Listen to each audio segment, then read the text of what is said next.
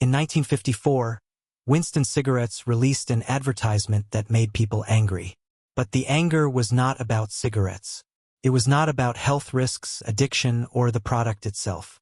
People were upset because of grammar. The ad used the word, like, in a way many grammar lovers believed was wrong. To them, one small word was enough to cause a public debate. And this is not unusual. For centuries, people have argued over grammar rules as if language itself was under attack. But where do these rules actually come from? And do all of them really matter? Let's look at 3 famous English grammar rules. The first rule says you should never end a sentence with a preposition. Prepositions are small words like with, on, for, and to. They help connect ideas in a sentence. For example, many people naturally say, "Where did this rule come from?" But strict grammar followers may prefer, "From where did this rule come?" even though it sounds much less natural.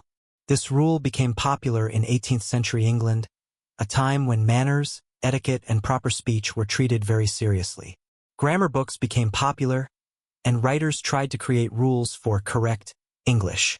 Many of those rules were borrowed from Latin, because Latin was seen as a respected language of scholarship. But there was a problem. English and Latin do not work the same way. By forcing Latin-style rules onto English, scholars created rules that sounded formal, but often felt awkward in real conversation. The preposition rule started as a style preference, but over time, later writers treated it like a strict law. The second rule is about less and fewer. You may have heard that fewer should be used for things you can count, like bottles, coins, or books, and less should be used for things you do not count one by one, like water, air, or time. This rule came from an 18th century grammarian named Robert Baker. He personally disliked using less with countable nouns and thought fewer sounded better. That was it. A personal preference slowly became a grammar rule. This shows how many language rules begin. Someone important makes a suggestion, other people repeat it, and eventually it starts to feel official. Even today, people argue about words like literally and like. New ways of speaking often make older generations uncomfortable. But language has always changed. There was also a deeper insecurity behind English grammar rules. For centuries after the Norman conquest, French was the language of power in England, while English was seen as lower class. Later, some English grammarians wanted to make English feel more refined and protected. Some even wanted an official academy to control the language, similar to France's Language Academy. But not every grammar debate is just silly or academic. One important example is the singular use of they.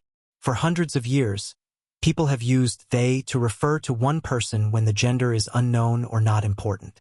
Classic writers used it, and ordinary speakers used it too.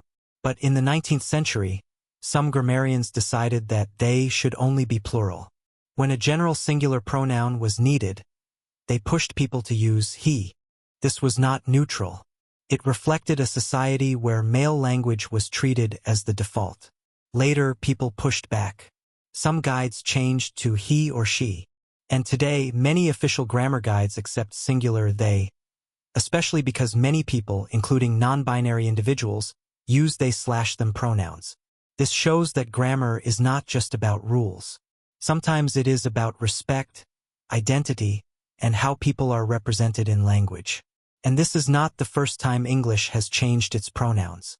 The word you was once mainly plural, but today we use it for one person and many people without thinking twice. So grammar is not a fixed science carved in stone. It is a living system shaped by the people who use it. Some rules help us communicate clearly. Some are old habits. Some come from personal opinions, social pressure, or historical insecurity. The real question is not always, is this rule old?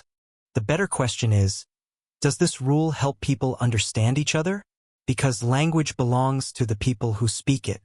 And as people change, grammar changes with them.